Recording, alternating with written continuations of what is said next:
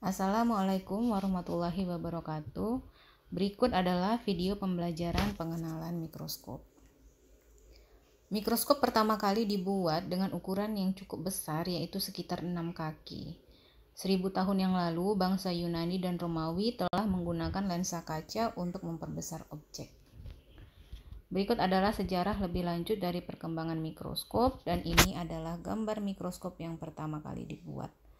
Untuk mikroskop yang lebih canggih, yaitu mikroskop elektron, mulai berkembang sekitar tahun 1930-an. Ilmuwan Antony van Leeuwenhoek dan Robert Hooke membuat penyesuaian lensa untuk digunakan dalam pengamatan struktur sel, dan ini adalah model dari mikroskop yang dibuat oleh ilmuwan tersebut. Cara kerja mikroskop. Mikroskop menggunakan lensa konveks dengan lengkungan kaca yang digunakan untuk menyusun mikroskop. Lensa tersebut akan membengkokkan cahaya yang masuk dan mengumpulkannya pada satu titik. Bagian dan cara kerja mikroskop.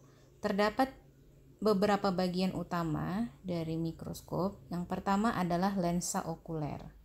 Bagian ini berfungsi untuk memperbesar objek, dan lensa ini adalah lensa yang dekat dengan mata pengamat.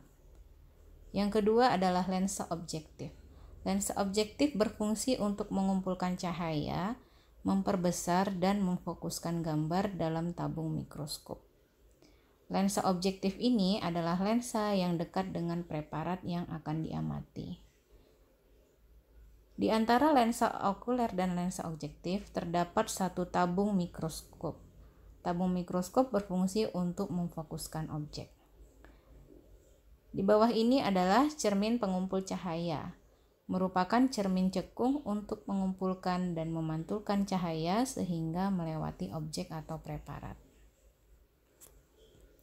Ini adalah bagian-bagian dari mikroskop cahaya, lensa okulernya, dan ini lensa objektifnya yang berada di dalam satu tabung revolver yang bisa diputar dan diubah tingkat perbesarannya.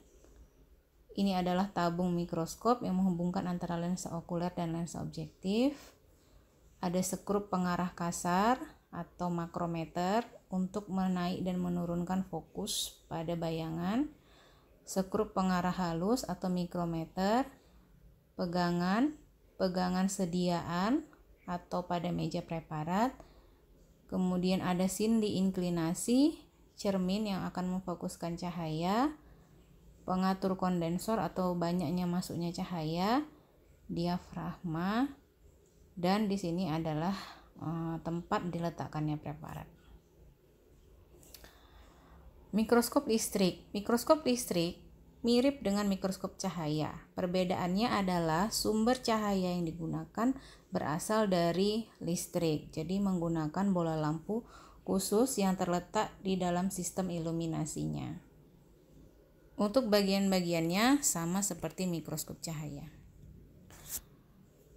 Ini adalah lensa okuler. Fungsi lensa okuler adalah memperbesar dan membalikkan objek dengan ukuran perbesaran 5 kali, 10 kali, atau 15 kali, dan memiliki pengatur jarak antar mata.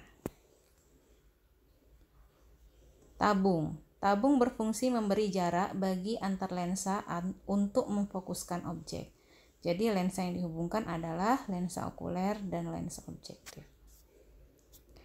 Revolver. Revolver adalah bagian yang berfungsi untuk mengatur pergantian lensa objektif. Biasanya, sebuah mikroskop memiliki 4 lubang untuk menempatkan ukuran lensa objektif yang berbeda. Lensa objektif. Fungsinya adalah untuk memperbesar objek dengan 4 ukuran perbesaran yang berbeda, yaitu perbesaran 5 kali biasanya berwarna merah pinggirannya, 10 kali berwarna kuning, 40 kali berwarna biru, dan 100 kali yang berwarna putih.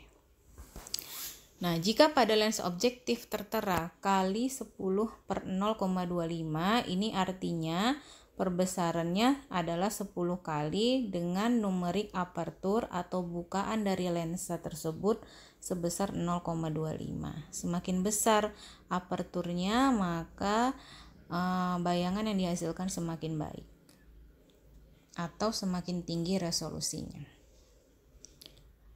Lengan atau leher mikroskop. Fungsinya adalah untuk menopang bagian atas mikroskop dan memegang mikroskop saat dipindahkan. Papan objek atau meja preparat. Berfungsi untuk meletakkan preparat. Ada yang dapat dinaik turunkan, ada pula yang permanen. Penjepit objek.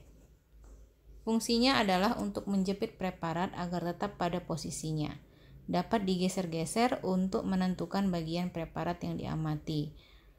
Penjepit objek ini memiliki koordinat untuk memastikan posisi yang tepat. Pengatur posisi objek. Fungsinya adalah untuk mengatur posisi atau koordinat bagian preparat yang akan diamati. Letaknya di sini ya, di bawah dari meja preparat. Skrup kasar atau makrometer. Fungsinya untuk memfokuskan objek dengan perubahan yang kasar, dan skrup ini memiliki pengunci agar skrupnya tidak bergeser.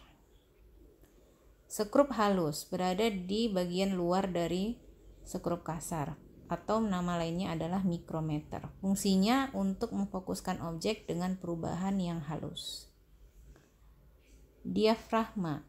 Diafragma adalah bagian yang mengatur cahaya masuk, bisa digeser untuk mengatur banyaknya cahaya yang masuk. Kondensor adalah bagian dari mikroskop yang berfungsi untuk mengumpulkan sinar. Skrup pengatur diafragma dan kondensor. Skrup ini berfungsi untuk mengatur besar kecilnya cahaya yang masuk. Sumber cahaya fungsinya adalah untuk menghasilkan cahaya. Sumber ini bisa tadi berupa cermin pemantul atau menggunakan sumber listrik yang berada dalam sistem iluminasinya. Landasan adalah dasar mikroskop yang menopang keseluruhan bagian mikroskop. Berikutnya macam-macam mikroskop. Mikroskop berdasarkan bagian lensa okulernya bisa terbagi menjadi 3, yaitu monokuler dengan 1 lensa okuler, binokuler yang memiliki 2 lensa okuler, dan trinokuler yang memiliki 3 buah lensa okuler. Jadi lensa ketiganya itu yang ini yang saya tunjukkan ya. Mikroskop proyektor adalah mikroskop yang memiliki mesin proyektor sehingga yang kita lihat di bawah mikroskop itu bisa langsung ditayangkan ke layar. Mikroskop stereo adalah mikroskop yang digunakan untuk mengamati ukuran yang tidak terlalu kecil, misalnya seukuran serangga dan preparat 3 dimensi yang tidak disayat. Perbesaran untuk mikroskop ini sekitar 6,7 kali sampai 50 kali. Mikroskop elektron. Ada 2 jenis mikroskop elektron, yaitu Transmission Electron Microscope atau disingkat dengan TEM, Scanning Electron Microscope yang disingkat dengan SEM. Transmission Electron Microscope. Pada mikroskop TEM ini, elektron mampu menembus spesimen. Spesimennya bisa sangat tipis, antara 10 sampai 100 nanometer. Dan TEM mampu memperbesar objek sampai 500.000 kali dan mampu mengamati isi dari sel atau organela-organela sel dan menghasilkan gambar yang sifatnya 2 dimensi. Berikut adalah hasil gambaran dari Transmission Electron Microscope. Yang kita lihat dia berwarna hitam putih karena tidak ada pewarnaan khusus yang digunakan. Kemudian ini adalah sel, ya ini adalah sel epitel pada saluran cerna tanpa adanya inti sel dengan sangat jelas. Scanning Electron Microscope. Kalau mikroskop ini adalah mikroskop yang memiliki kemampuan untuk melihat permukaan spesimen dengan ketelitian sebesar elektron. Gambar yang dihasilkan adalah 3 dimensi. Hal-hal yang perlu diperhatikan dalam penggunaan mikroskop, yang pertama selalu membawa mikroskop dengan cara yang benar. Preparat harus selalu basah dan ditutup oleh cover glass. Selalu menjaga kebersihan lensa mikroskop dan apabila ada kerusakan harap segera melapor. Tidak dibenarkan melepaskan bagian-bagian mikroskop, dan setelah selesai menggunakan mikroskop maka lensa objektif harap diatur pada perbesaran yang rendah dan juga menurunkan meja preparat. Memasang dan menggunakan mikroskop dengan benar. Cara membawa mikroskop yang benar adalah seperti gambar berikut. Jadi mikroskop dibawa dalam posisi tegak, ditampung pada bagian bawah, kemudian tangan lainnya memegang pada bagian lehernya atau bagian pegangan dari mikroskop tersebut. Nah, kita harus hati-hati saat menggunakan dan mengeluarkan mikroskop. Kemudian kita jangan mendorongnya di atas meja karena ini akan merusak sistem lensanya. Cara penggunaan mikroskop. Nah, untuk prinsipnya mikroskop ini harus digunakan pada tempat yang datar dan dimulai dari perbesaran yang paling rendah yaitu objektif 10 kali dan meja preparat yang paling bawah atau paling rendah. Nah, preparat diletakkan pada meja preparat, kemudian dijepit dan mikroskop pun dinyalakan. Setelah itu kita mengamati di lensa okuler dan bisa kita atur fokus gambaran yang kita peroleh dengan mengatur skrup kasar dan skrup halus.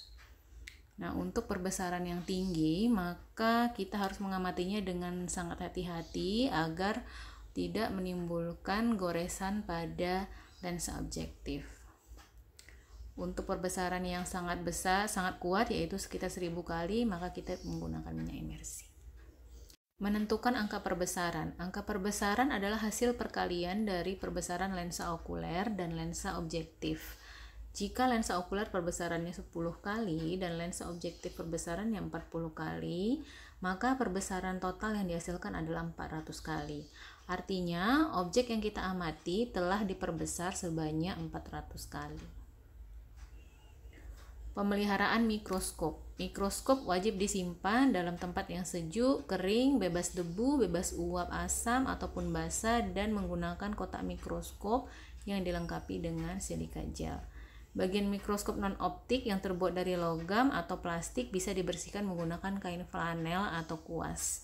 Lensa wajib dibersihkan dengan tisu yang diberi alkohol 70% dan sisa minyak imersi jika digunakan itu juga harus dibersihkan menggunakan tisu dengan bahan khusus yaitu silol atau silen. Hati-hati ya, bahan ini jangan sampai kena ke bagian lain dari mikroskop. Sekian, terima kasih. Assalamualaikum warahmatullahi wabarakatuh.